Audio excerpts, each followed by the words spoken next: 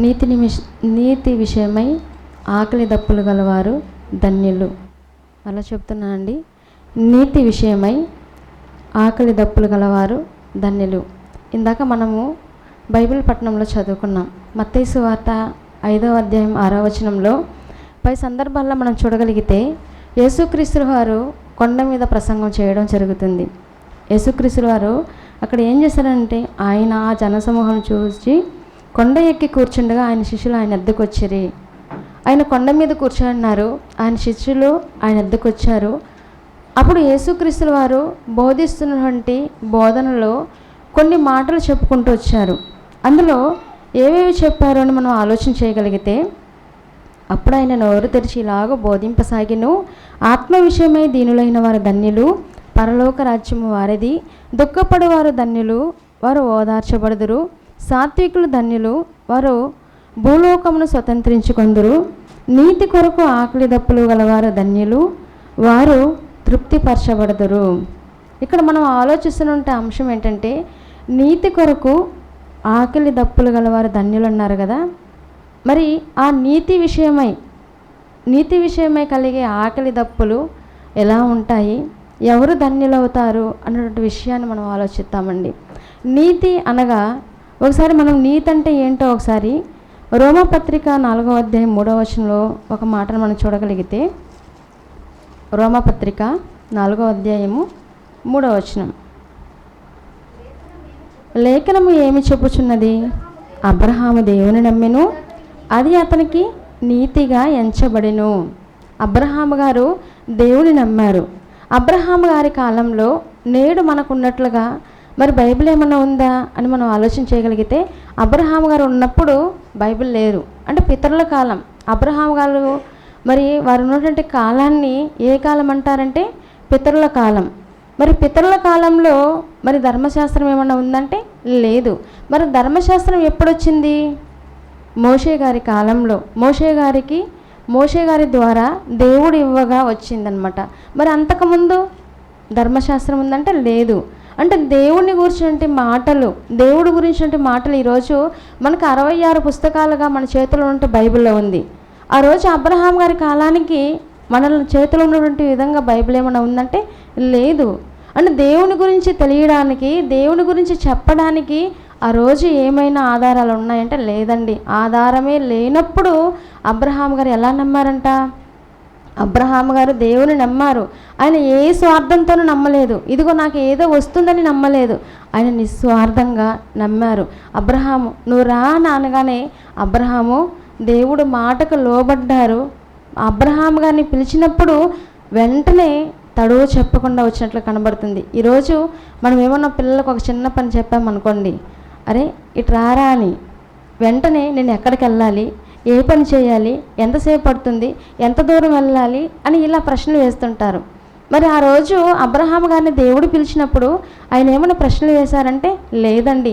దేవుడు పిలువగానే అబ్రహాం గారు దేవుని మాటకు లోబడ్డారు. అందుకే ఇక్కడ అబ్రహాం గారి గురించి మరలా క్రొత్త నిబంధన జ్ఞాపకం చేస్తూ లేఖనము ఏమి చెప్పుచున్నది? అబ్రహాము దేవుని నమ్మెను, అది అతనికి నీతిగా ఎంచబడెను. అబ్రహాము దేవుని నమ్మడంలో ఒక త్యాగం ఉంది. అబ్రహాము గారికి దేవుడు ఒక్కగానొక కుమారుని ఇచ్చినప్పుడు ముసలితనంలో నుండి తండ్రి ఇదిగో నీ కుమారుని నాకు ఇచ్చే అని అనగానే ఎక్కడైనా ఏంటి తండ్రి మరి నేను ఏమన్నా మరి కుమారుని ఇవ్వమని నేను అడిగానా? నేను అడగకుండానే నువ్వు ఇచ్చావు, మరలా నువ్వు అడుగుతున్నావు అని మరి అబ్రహాం గారు ఏమైనా ప్రశ్నించారంటే లేదండి. అబ్రహాం గారిలో ఒక త్యాగం కనబడుతుంది. దేవుడు నాకు ఇచ్చాడు, మరలా నేను నా కుమారుని దేవునికి ఇవ్వాలి అన్నటువంటి త్యాగం ఎవరిలో కనబడుతుందంటే అబ్రహాం గారిలో కనబడుతుంది. అందుకే అబ్రహాము గారు ఏమని ఎంచారంట?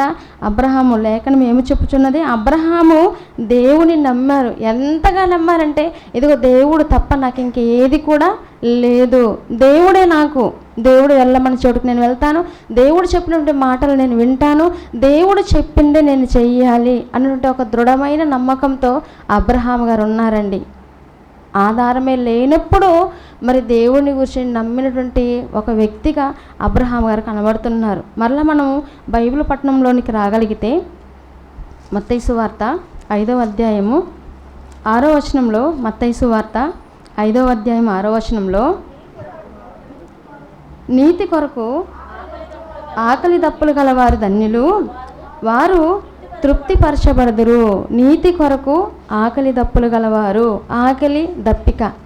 మరి ఆకలి తీరాలంటే, దప్పిక తీరాలంటే మనం ఏం చేయాలి? ఈరోజు కోటి విద్యలు దేని కొరకు ఉన్నాయి?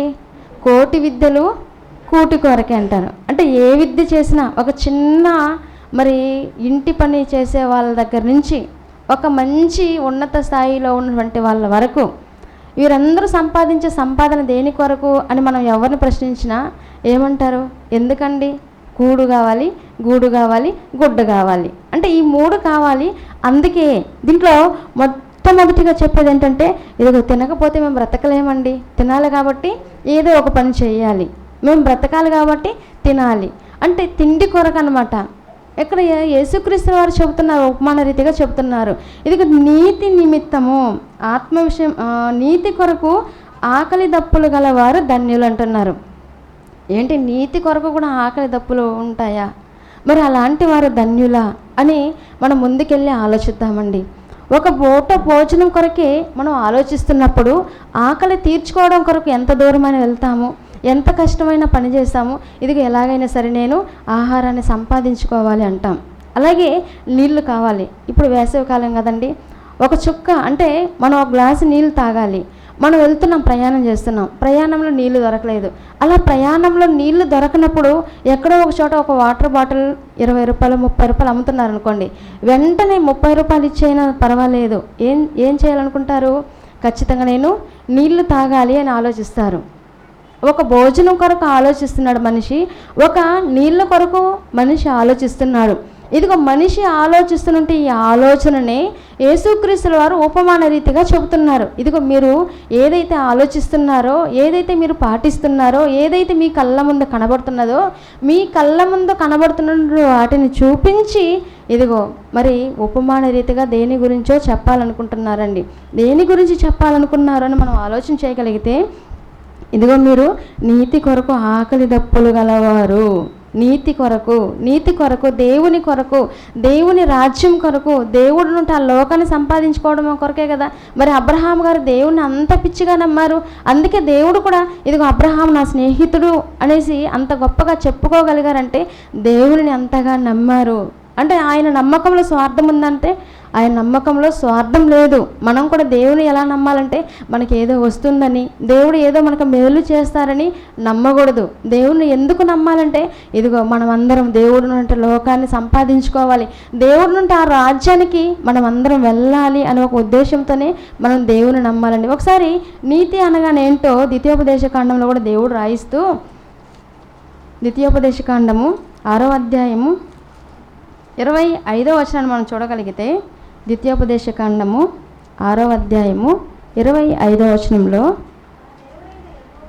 మన దేవుడైన యెహోవా మనకు ఆజ్ఞాపించినట్లు ఆయన సన్నిధిని ఈ సమస్తమైన ఆజ్ఞలను అనుసరించి మనము నడుచుకున్నప్పుడు మనకు నీతి కలుగును. ఏంటంటే మన దేవుడైన యెహోవా మనకు ఆజ్ఞాపించినట్టు ఆయన సన్నిధిని ఈ సమస్తమైన ఆజ్ఞలను అనుసరించి, దేవుని ఆజ్ఞలను అనుసరించినప్పుడు, అలా అనుసరించి నడుచుకున్నప్పుడు మనకు నీతి కలుగుతుందంటండి.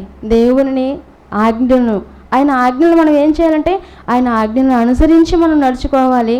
అప్పుడు మనకు నీతి కలుగును అని చెబుతున్నారండి. ఈ నీతి విషయమై ఎంతవరకు వేచి ఉండాలో ఒకసారి రోమపత్రికలో మనం చూడగలిగితే, రోమపత్రిక 3వ అధ్యాయము అపోస్తలుడైన పౌలు గారు రోమీయులకు పత్రికను రాస్తూ ఏమని చెబుతున్నారో ఒకసారి మనం చూడగలిగితే, 3వ అధ్యాయము 25, 26 వచనాలు మనం చూడగలిగితే,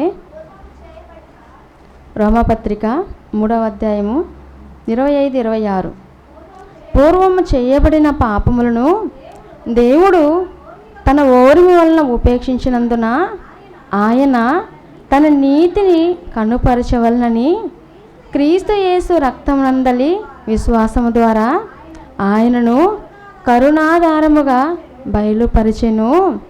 దేవుడు ఇప్పటి కాలమందు తన నీతిని కనపరచు నిమిత్తము తాను నీతిమంతుడును యేసునందు విశ్వాసము గల వానిని నీతిమంతులుగా తీర్చువాడిన ఇండుటకు ఆయన అలాగూ చేసెను. ఏంటండి, యేసుక్రీస్తుల వారిని బలిగా ఇచ్చేశారు. ఎవరి కొరకు? మనం చేసినటువంటి పాపముల కొరకు, మనం చేసినటువంటి అపరాధముల కొరకు. ఆయన ఎవరంటే నీతిమంతుడు. ఎక్కడైనా యేసుక్రీస్తుల వారి మాటల్లో కానీ, చూపుల్లో కానీ, ప్రవర్తనలో కానీ నీతిని తప్పారంటే లేదండి. మరి అంత గొప్ప వ్యక్తిని మరి తండ్రైన దేవుడు ఎందుకు బలి ఇచ్చేశారు అని మనం ఆలోచించగలిగితే, మన నిమిత్తము మనమందరము నీతిమంతులుగా తీర్చబడాలని, మనమందరం నీతిమంతులుగా ఉండాలని, మనమందరము నీతిమంతులుగా ఉంటూ ఇదిగో ఈ లోకంలో నీతిగా బ్రతికి దేవుడు వంటి లోకానికి వెళ్ళాలంటే యేసుక్రీస్తు వారే మార్గం. కనుక ఆ నీతి కొరకు ఆయన బలిగా ఇచ్చేశారంటండి. ఒకసారి కీర్తనల గ్రంథంలో మనం మరో మాటను చూడగలిగితే, కీర్తనల గ్రంథము 106వ అధ్యాయము 3వ వచనం. కీర్తనల గ్రంథము 106వ అధ్యాయము 3వ వచనంలో, న్యాయమును అనుసరించేవారు ఎల్లవేళలా నీతిని అనుసరించి నడుచుకొనివారు ధన్యులు. న్యాయమును అనుసరించేవారు ఎప్పటి వరకు? మనం చర్చిలో కూర్చున్నంత వరకు 2 గంటల సేపు, లేదంటే ఒక 3 గంటల సేపు. ఇక్కడ ఎప్పటి వరకు అని చెప్తున్నారండి? ఇదిగో మీరు నీతిని అనుసరించేవారు ఎప్పటి వరకు? న్యాయమును అనుసరించేవారు ఎల్లవేళలా. కొన్ని హాస్పిటల్స్ ఉంటాయి. ఒకప్పుడు అపోలోకి ఉండేది, అపోలో మెడికల్ షాప్ పైన ఉండేది ఏమని? 24/7 అంటే 24 గంటలు ఏ మెడికల్ షాపు అందుబాటులో ఉంటుందంటే ఒక అపోలో ఉండేది. ఇప్పుడు హాస్పిటల్స్ కూడా పైన బోర్డు రాసుంటారు. ఏమని రాసుంటారు?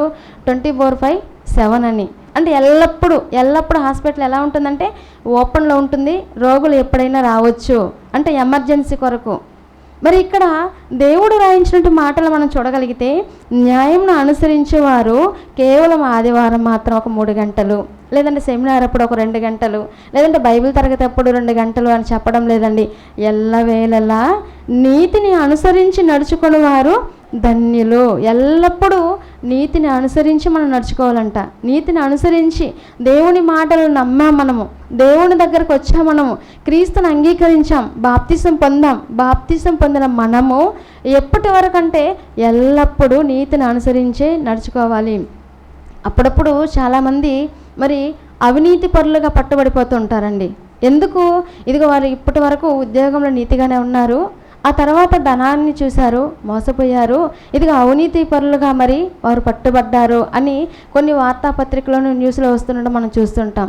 అంటే అప్పటి వరకు వాళ్ళు నీతిగా బ్రతికినా ఏదో ఒక చిన్న లంచం తీసుకున్నందుకు వాళ్ళు ఎలా మారిపోయారని వ్రాస్తారండి? అవినీతి పరులుగా మారిపోయారని. మరి బాప్తిసం తీసుకున్న మనము, క్రీస్తుని అంగీకరించినటువంటి మనము, క్రైస్తవ్యంలో ఉన్నాము అని చెప్పుతున్నటువంటి మనము ఎప్పటి వరకు నీతిని అనుసరించాలంటే ఎల్లవేళలా నీతిని అనుసరించి నడుచుకుని వారు ధన్యులు అని చెబుతున్నారండి. 24/7 అంటే నీతి తప్పితే ఆయన నచ్చుతాడా? ఆయన మనల్ని మెచ్చుతాడంటే మనల్ని మెచ్చడు.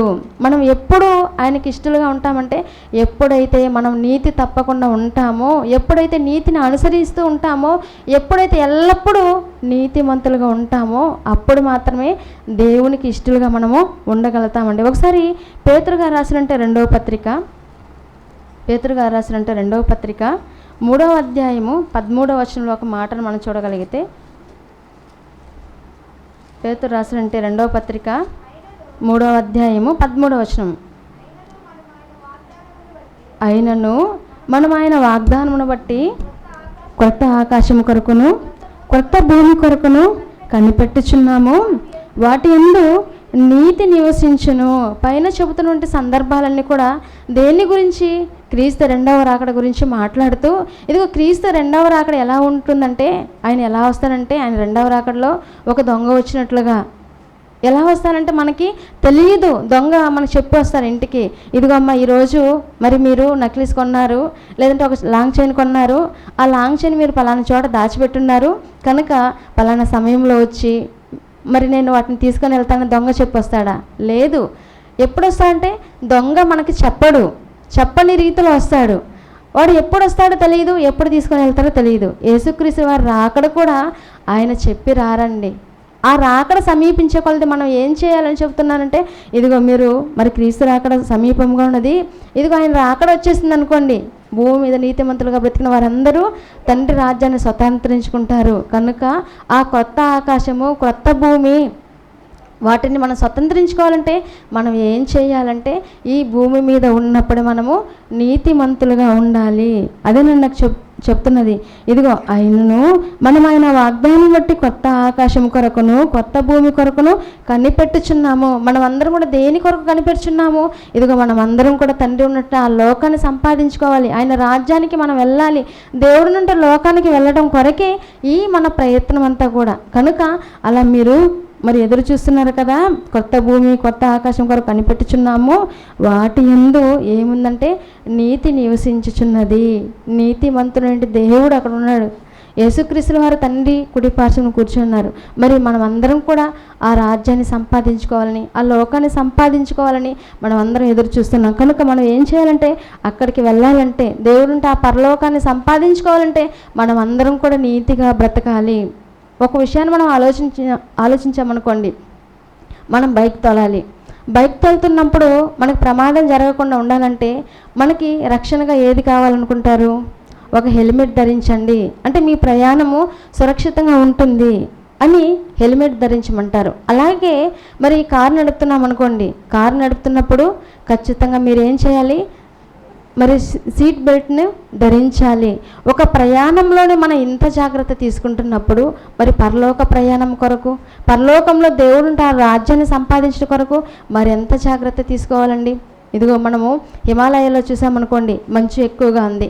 మరి మంచులో ప్రయాణించాలంటే మనలాంటి డ్రెస్ వేసుకుంటే సరిపోతుందా? లేదు. ఏం చేయాలి? అక్కడ ఆ మంచుని తట్టుకునే విధంగా మనం సూట్ ధరించాలి. అలాగే అంతరిక్షానికి వెళ్ళాలంటే కూడా దానికి సంబంధించిన సూట్ ధరించాలి. మరి ఒక అంతరిక్షానికి వెళ్ళడం గురించి మనిషి ఆలోచిస్తున్నాడు.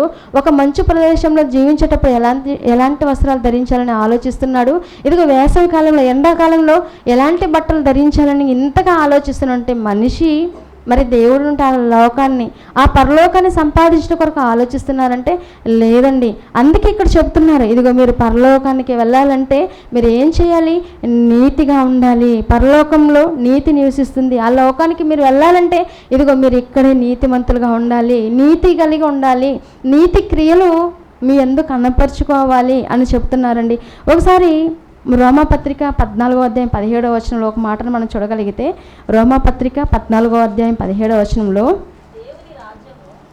రోమాపత్రిక 14వ అధ్యాయము 17వ వచనము, దేవుని రాజ్యము భోజనమును పానమును కాదు, కానీ నీతియు సమాధానమును పరిశుద్ధాత్మ యందలి ఆనందమునై ఉన్నది. దేవుని రాజ్యము భోజనమును పానమును కాదు కానీ అని చెప్తున్నారండి.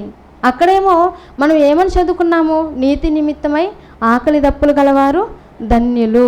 అంటే నీతి విషయమై ఆకలి దప్పులు. ఎలాంటి ఆకలి దప్పులు అంటే ఇది శరీర సంబంధమైన ఆకలికి సంబంధించినది కాదు, శరీర సంబంధమైన దాహానికి సంబంధించినటువంటి ఆ దాహము కాదండి. యేసుక్రీస్తుల వారు ఈ శరీరాన్ని చూపించి, భౌతికంగా ఉన్నటువంటి దీన్ని చూపించి, ఇదిగో మీరు ఆత్మీయతలో ఎలా ఉండాలి అన్నటువంటి వాటి గురించి అక్కడ చెబుతున్నారండి. ఒక విషయాన్ని మనం ఆలోచన చేయగలిగితే, పిల్లలు ఉన్నారు, పిల్లల్ని అరే నువ్వు పెద్ద అయితే ఏమవుతావు అని మనం అడుగుతుంటాం.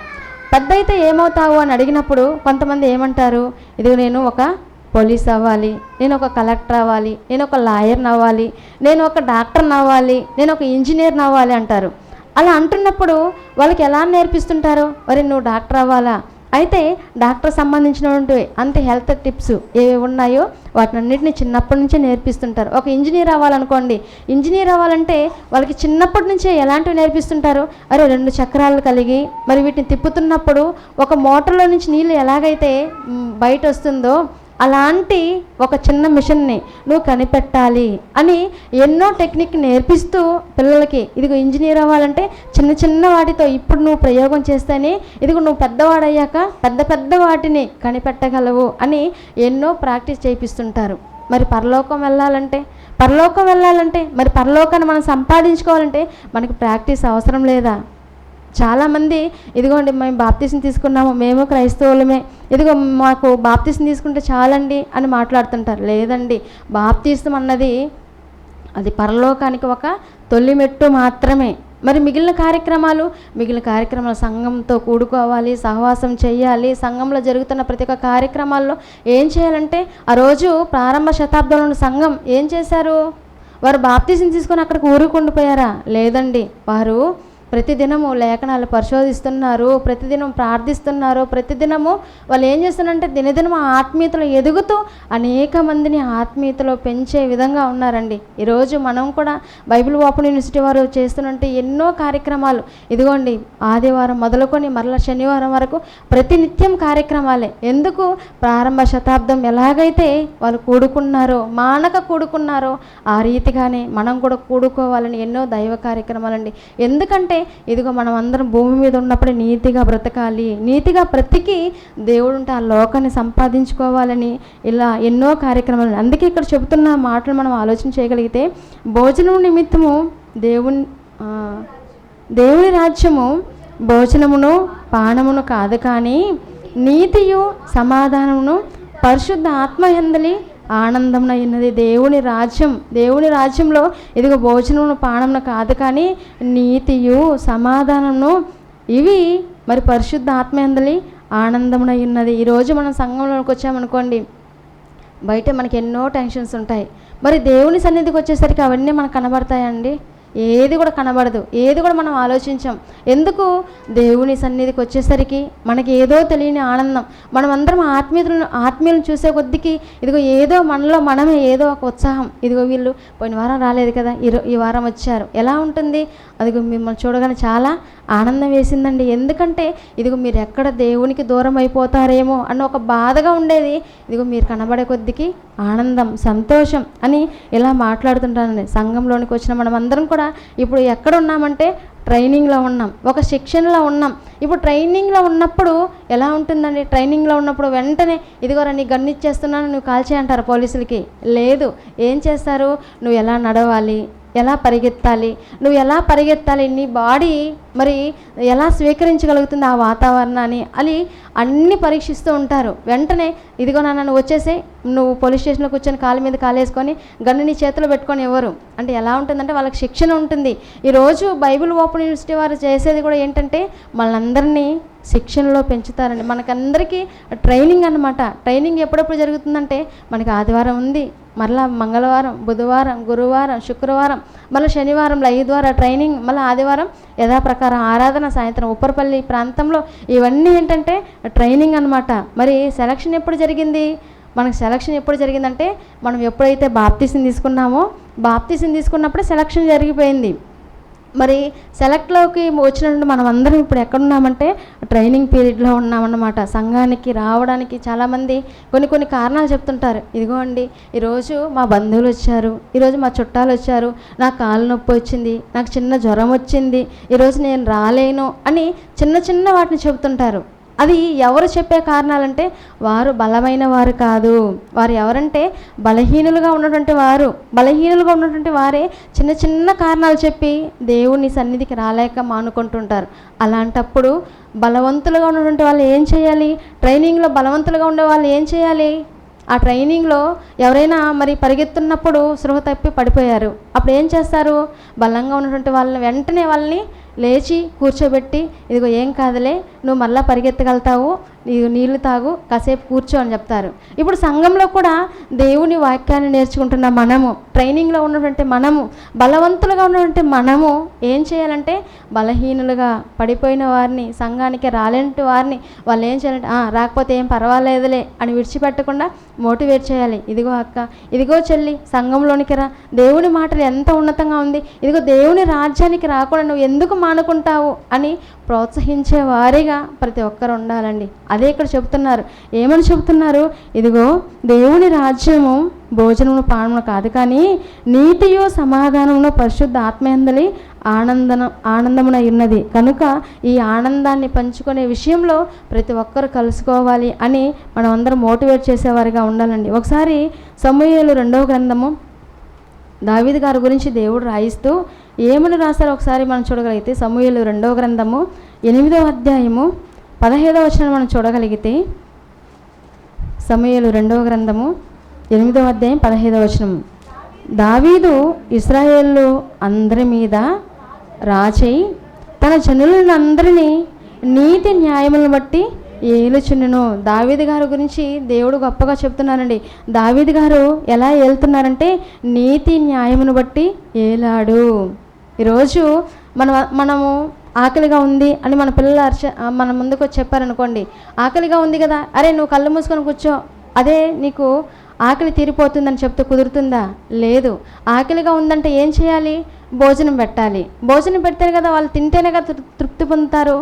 అంటే ఒక ఆకలి గురించి, ఇదిగో కళ్ళు మూసుకుంటే మనకి ఆకలి తీరదు అని మనకి ఎంత అర్థమవుతుందో, మనము దేవుని సంఘంలోనికి వచ్చినట్టు మనము కూడా ఏం చేయాలి? దేవుని మాటలు మనం వినాలి. దేవుని మాటలు వింటేనే ఇదిగో ఆయన రాజ్యంలోనికి మనం కొద్దిమందినైనా మనము నడిపించగలం. దేవుని సన్నిధిలోనికి మనం నడిపించేవారిగా ఉండాలంటే మనం ఏం చేయాలంటే మొదటిగా మనం నేర్చుకోవాలి. నేర్చుకున్నటువంటి మాటలను ఇతరులకి చెప్పాలి. అలా చెబుతున్నప్పుడు ఇదిగో దేవుని రాజ్యం ఎలా ఉంటుంది, ఇదిగో దేవుని సన్నిధిలోకి వస్తే ఎలా ఉంటుందండి, చాలా ఆనందంగా ఉంటుందండి, చాలా సంతోషంగా ఉంటుందండి. దేవుని సన్నిధికి వస్తే అసలు సమయం అయిపోయింది కూడా మనకు తెలియదు అన్నటువంటి మోటివేషన్గా మనం ఏం చేయాలంటే మన తోటి వారిని మరి దేవుని వాక్యాన్ని చెప్పి సంఘానికి నడిపించేవారిగా ఉండాలి. అలా నడిపించినప్పుడే దేవుడు సంతోషపడతాడు, దేవుడు ఆనందపడతాడు. ఇక్కడ దావీదు గారి గురించి దేవుడు రాయిస్తూ, దావీదు ఇశ్రాయేలు వారికి రాజుగా ఉన్నారంటండి. అలా రాజుగా ఉన్నప్పటికీ నీతి న్యాయములను బట్టి ఏలుచున్నారు. దేవుని గురించి చెప్తూ మరి ఏలుతున్నారంటండి రాజ్యాన్ని. ఒకసారి మనము యోహాను సువార్త 4వ అధ్యాయము 34వ వచనంలో యేసుక్రీస్తుల వారు మరి ఎలాంటి ఆహారాన్ని తీసుకున్నారో, ఎలాంటి మరి భోజనాన్ని భుజించారో అన్నటువంటి విషయాన్ని మనం ఆలోచించగలిగితే, యోహాను సువార్త 4వ అధ్యాయము 34వ వచనాన్ని మనం చూడగలిగితే, యోహాను సువార్త 4వ అధ్యాయం 34వ వచనం, యేసు వారిని చూచి నన్ను పంపిన వాని చిత్తము నెరవేర్చుటయు ఆయన పని తుద ముట్టించుటయు నాకు ఆహారం అయినది. ఇక్కడ జరుగుతున్న సందర్భాన్ని గురించి మనం ఆలోచించామనుకోండి, అక్కడ పై సందర్భాల్లో యేసుక్రీస్తుల వారు సమరయ స్త్రీని కలవడం, సమరయ స్త్రీతో మాట్లాడడం, ఆమె జీవితంలో జరిగిన ఆ సంఘటనను తెలియపరచడం, అలా తెలియపరిచినప్పుడు ఆమె ఇదిగో నిజంగా నువ్వు దేవుడు కుమారుడివే అని ఆమె విశ్వసించడం, ఆమెతో మరి ఆయన యేసుక్రీస్తుల వారు ఏవైతే మాటలు చెప్పారో ఆ మాటలన్నింటినీ తీసుకుని వెళ్ళి ఆ గ్రామంలో ఉన్నటువంటి వారందరికీ మరి చెప్పడం, ఆమె వినడమే కాకుండా ఆమె మారు మనసు పొందడమే కాకుండా ఆమె ఏం చేసిందంటే ఊరు వారందరినీ కూడా మార్చగలిగింది. అలాంటప్పుడు ఇదిగో శిష్యులు ఏం చేస్తారంటే అంతకుముందు భోజనం కొరకు బయట వెళ్ళారు. అలా బయట వెళ్ళినప్పుడు ఇదిగో మరి భోజనం కొరకు పిలుస్తున్నప్పుడు ఇదిగో నాకు తెలియని ఆహారం ఉంది అని చెప్తుంటారు. ఏంటి ఆయనకి ఆహారం అంటే దేవుని రాజ్యం గురించి, దేవుని నీతిని గురించి యేసుక్రీస్తుల వారు ప్రకటిస్తున్నారు. అలా ప్రకటిస్తున్నప్పుడు ఆకలిగా ఉన్నప్పటికీ ఆయన ఇదిగో ఇది కాదు నా ఆకలి, ఏంటిది? దేవుని రాజ్యంలోనికి ఒకరు చేరితే, దేవుని రాజ్యంలోనికి ఒకరు చేర్చబడితే అప్పుడు దేవునికి సంతోషం కలుగుతుంది. అలా నా తండ్రి సంతోషపడే కార్యక్రమాన్ని నేను ఇప్పుడు చేస్తున్నాను అని ఆమె మారు మనసు పొందిన విషయంలో మరి యేసుక్రీస్తుల వారు ఆకలి తీరిపోయినట్లుగా చెప్తున్నారండి. అలా చెప్తే ఆయన ఏమని చెప్తున్నారు? ఇదిగో అక్కడ యేసుక్రీస్తుల వారు వారిని చూచి నన్ను పంపిన వాని చిత్తం నెరవేర్చుటయు ఆయన పని తుద ముట్టించుటయు నాకు ఆహారం అయ్యున్నది అని చెప్తున్నానండి. సమరయ స్త్రీ మారిందంటే మారింది, మరి వారి గ్రామంలో ఉన్నటువంటి వారందరినీ కూడా మార్చిందంటే మార్చింది. తండ్రి సంతోషపడే ఆ కార్యక్రమం జరిగింది కనుకనే ఇదిగో యేసుక్రీస్తు వారు చెబుతున్నారు, ఆ మాటను చెబుతున్నారండి. ఈరోజు మనం కూడా దేవుని పనుల్లో ఉన్నప్పుడు, సువార్త పనులలో ఉన్నప్పుడు ఎలా ఉంటుందండి? ఆకలిగా ఉంటుంది ఒకవైపు, అయినప్పటికీ మరి భుజించడానికి టైం ఉంటుందంటే టైం ఉండదు. అలాగే మరి నిద్ర వచ్చేస్తుంటుంది, మరి నిద్రపోవడానికి సమయం ఉంటుందంటే నిద్రపోవడానికి సమయం ఉండదు. మరి తినడానికి ఆహారం అయితే ఉంటుంది, సిద్ధపరిచి ఉంటారు, కానీ తినడానికి సమయం ఉండదు. అలా ఆకలి దప్పులతో దేని కొరకు ఉన్నామంటే నీతి కొరకు, దేవుని రాజ్యం కొరకు, దేవుని రాజ్యంలో కొద్ది మందిని చేర్చాలి అని జరిగించే కార్యక్రమాల్లో మనం ఆకలి దప్పులతో ఉన్నప్పుడు దేవుడు ఎలా ఉంటాడంటే దేవుడు సంతోషపడతానండి. ఈరోజు మనమందరం చేస్తున్నటువంటి కార్యక్రమాలు ఏంటో తెలుసా? ఇది కొద్ది మందినైనా సరే అగ్నిలో నుండి లాగినట్టుగా లాగి దేవుని నుండి ఆ లోకానికి మనం అందరం కూడా వెళ్ళాలి. మనతో పాటు ఎవరు కూడా నశించకూడదు. అందుకే కదా తండ్రి బాధపడిపోతుంటారు. ఏమని? ఇదిగో మరి ఎవరు కూడా నశించిపోవడం దేవునికి ఇష్టం కాదు. ఒక్క పాప అయినా మారు మనసు పొందాలి. ఒక్క పాప అయినా మారు మనసు పొంది ఇదిగో దేవుని రాజ్యంలోనికి రావాలన్నదే ఆయనకు కోరిక. మరి ఆ తండ్రి పనులను, ఆ తండ్రి కోరికను తీర్చినట్టు తనయులుగా యేసుక్రీస్తు వారు కనబడుతున్నారు. ఈరోజు క్రీస్తుని అంగీకరించిన మనము, క్రీస్తుని ధరించిన మనము కూడా తండ్రి పనిలో మనం అందరం కూడా ఉండాలి. అలా తండ్రి పనిలో మనకి ఆకలి రావచ్చు, దప్పిక రావచ్చు, అలానే మనకి నిద్ర కూడా ఉండదండి. చాలా సందర్భాల్లో ఆలోచించినట్లయితే చాలామంది మాట్లాడుతుంటారు, ఇదిగో మీరు తిరుపతిలో అన్ని కార్యక్రమాలు ఎలా చేయగలుగుతున్నారు, ఎప్పుడు భోంచేస్తున్నారు, ఎప్పుడు నిద్రపోతున్నారు, ఎప్పుడు మీరు మీ పనులు చేసుకోగలుగుతున్నారని. కానీ ఒకటే లక్ష్యం ఏంటంటే మనం ఎప్పుడు ఉంటామో ఎప్పుడు పోతామో మనకి తెలియదు. కానీ మనం శరీరంలో ఆత్మ ఉన్నంత వరకే మనం ఈ భూమి మీద మనం జీవిస్తాం. కనుక ఈ దేహంలో ఆత్మ ఉన్నప్పుడే దేవుని పనులు చేస్తూ, దేవుణ్ణి సంతోషపరిచే కార్యక్రమాలు చేస్తూ దేవుని పనిలో తను చాలించాలి అన్నదే అదే ఒక గురి. ఆ గురితోనే ఒకనాడు ప్రారంభ సంఘం పనిచేసింది. ఆ తర్వాత అపోస్తలులు పనిచేశారు. పౌలు గారు కూడా ఇదిగో నాకు ఒకటి గురి ఏంటో తెలుసా? ఇదిగో నేను భూమి మీద మరి నా ప్రయాసం, నా కష్టం, నేను దేవుడి కొరకు పడిన ప్రయాస, ఆ కష్టాన్ని అంతా కూడా నేను తొదముట్టించేశాను. నా పరుగు అయిపోయింది, ఇక నేను పరిగెత్తలేను. ఇదిగో నా కొరకు ఏది ఉందంట? నీతి కిరీటం ఉంచబడింది. నా కొరకు జీవ కిరీటం ఉంచబడింది. ఇదిగో ఆ కిరీటాన్ని పొందుకోవడం కొరకు నేను పరిగెత్తుతున్నాను, ఓపికతో పరిగెత్తుతున్నానని పౌలు గారు తన ప్రయాణం అంటే చివరి దశలో మాట్లాడుతూ తిమోతి గారికి చెబుతుంటారు కదండి, ఇదిగో తిమోతి, ఇక నేను ఎప్పుడు ఉంటానో ఎప్పుడు ఉండనో తెలియదు అని. ఈరోజు కూడా భూమి మీద ఉన్నటువంటి మనమందరం ఎప్పుడు రాలిపోతాం మనకి తెలియదు. కనుక మనం ఈ దేహంలో ఉన్నప్పుడే తండ్రిని సంతోషపరిచే కార్యక్రమాలు చేయాలి. ఇదిగో నీతిగల న్యాయాధిపతి మనల్ని ఏలుతున్నాడని, నీతిమంతుడని దేవుడు మనల్ని చూస్తున్నాడని మనం ఏం చేయాలంటే ఆ నీతిగల ఆ రాజ్యం కొరకు, దేవుడు ఉంటే ఆ లోకాన్ని సంపాదించుకోవడం కొరకు మనం అందరం ప్రయాసపడాలండి. అదే ఇక్కడ చెబుతున్నారు. ఇదిగో మరి నాకు ఏముందని చెప్తున్నారండి యేసుక్రీస్తుల వారు? ఇదిగో యేసుక్రీస్తుల వారు వారిని చూచి నన్ను పంపిన వాని చిత్తం నెరవేర్చుటయు ఆయన పని తుదముట్టించుటయు నాకు ఆహారం అయి ఉన్నదని చెప్తున్నారండి. దేవుని పనిలో ఉన్నప్పుడే ఇదిగో మనకి ఇలాంటి పరిస్థితులు కలిగినప్పుడు ఇదిగో నేను భోంచేయలేదండి, నా కంటి నిండా నిద్ర లేదండి అని బాధపడకూడదు. మనం ఏం చేయాలి? భోజనం ఎక్కడ భోంచేయకపోయినా పర్వాలేదు, కానీ తండ్రితో ఉన్నటువంటి లోకంలో మనం నిత్యం ఉంటాం కదా, అదే మనకి చాలు అని చెప్తున్నానండి. మరో మాటను మనం చూడగలిగితే సామెతల గ్రంథము 14వ అధ్యాయము 14వ వచనంలో ఒక మాటను మనం చూడగలిగి 14వ అధ్యాయం 34వ వచనం, సామెతల గ్రంథము 14వ అధ్యాయము 34వ వచనాన్ని మనం చూడగలిగితే, నీతి జనములు గణతకెక్కుటకు కారణము, పాపము ప్రజలకు అవమానం తెచ్చును. నీతి అన్నటువంటిది జనములు గణతకెక్కుటకు కారణం. నీతిమంతులుగా ఎవరైతే ఉంటారో, నీతి కొరకు ఎవరైతే మరి బ్రతుకుతుంటారో, ఈ లోకంలో ఒక చిన్న ఉద్యోగం వచ్చిందనుకోండి, ఆ చిన్న ఉద్యోగంలో నీతిగా బ్రతికితే వారిని ఎంతగా మరి అభినందిస్తుంటారండి. ఇదిగో అండి ఇతనండి యథార్థవంతుడుగా ఉన్నాడు, ఇతడు చాలా నీతిగా ఉన్నాడు అని వాళ్ళని గొప్పగా పొగుడుతారే. మరి దేవుని కొరకు మనం ఆలోచిస్తే, దేవుని కొరకు మనం నీతిగా బ్రతికితే దేవుడు మరి ఎంతగా సంతోషపడిపోతాడు మన జీవితంలో, మన కొరకు ఆలోచిస్తూ. కనుక ఒకనాడు యోసేపు గారు ఆయన ఎలా బ్రతికాడు? నీతిగా బ్రతికాడు. ఇదిగో కన్న తండ్రిని దేవుడు నన్ను చూస్తున్నాడు కనుక చూస్తున్న దేవునికి నేను అన్యాయం చేయలేను, దేవుడు చూస్తున్నాడు కనుక నేను ఎలా ఉండాలి? నేను యథార్థవంతుడిగా ఉండాలి అని ఆనాడు యథార్థవంతుడిగా ఉన్నాడు, నీతిగా బ్రతికాడు. ఒకానొక రోజు దేవుడే ఆ యోసేపు గారిని హెచ్చించడం జరిగింది. మనం కూడా భూమి మీద ఉన్నప్పుడే మనం ఏం చేయాలంటే నీతిగా బ్రతకాలి, దేవుని కొరకు నీతిగా బ్రతకాలి. దేవుడు ఉంటే ఆ లోకాన్ని మనం అందరం సంపాదించుకునే వారిగా ఉండాలి. మరలా మనం బైబిల్ పట్టణంలో ఏదైతే చదువుకున్నామో ఆ మాటల దగ్గరికి రాగలిగితే మత్తయి సువార్త 5వ అధ్యాయము 6వ వచనం చూసుకొని ముగించుకుందామండి. మత్తయి సువార్త 5వ అధ్యాయము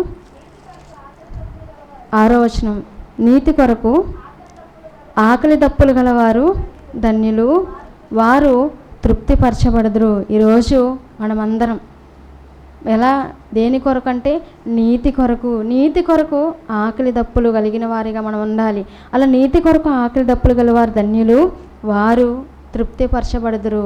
మనమందరం కూడా మరి దేవుని సంతోషపరిచే కార్యక్రమాలు చేస్తూ మనమందరం నీతిమంతులుగా భూమి మీద బ్రతుకుతూ ఒకనాడు అబ్రహాము గారు ఎలాగైతే మరి ఇదిగో మరి అబ్రహాము నమ్మారు. ఆయన నమ్మకంలో మరి స్వార్థం ఉందంటే స్వార్థం లేదండి. ఆయన నమ్మకంలో ఏముందంటే త్యాగం ఉంది. ఈరోజు కూడా మనమందరం నీతిమంతులుగా బ్రతకాలి. స్వార్థం కొరకు కాదండి, దేవుడు పరలోకాన్ని సంపాదించుకోవడం కొరకు, దేవుని కొరకు మనమందరం నీతిగా బ్రతికి ఆయన ఇచ్చే ఆ పరలోక రాజ్యాన్ని సంపాదించుకునే వారిగా మనమందరం ఉండాలని, అలా దేవుని నీతిని జరిగించే విషయంలో ఆకలి దప్పులు ఉన్నప్పుడు అప్పుడు మనము ఇదిగో నేను ఆకలితో ఉన్నాను కదా అని బాధపడిపోయే వారిగా కాకుండా, నేను ఆకలితో ఉన్నా పర్వాలేదు, దేవుని సంతోషపరిచే కార్యక్రమాన్ని నేను చేశాను అని మనమందరం కూడా మరి గొప్పవారిగా జీవిస్తూ దేవుడు ఉన్నట్టు ఆ లోకాన్ని సంపాదించుకునే వారిగా మనమందరం ఉండాలని తెలియజేసుకుంటూ, నన్ను నేను హెచ్చరించుకుంటూ మీ అందరికీ మరి దేవుని నీతిని గురించి తెలియపరుస్తూ ఈ నా మాటలు ముగించుకుంటున్నానని అందరికీ నా వందనాలు.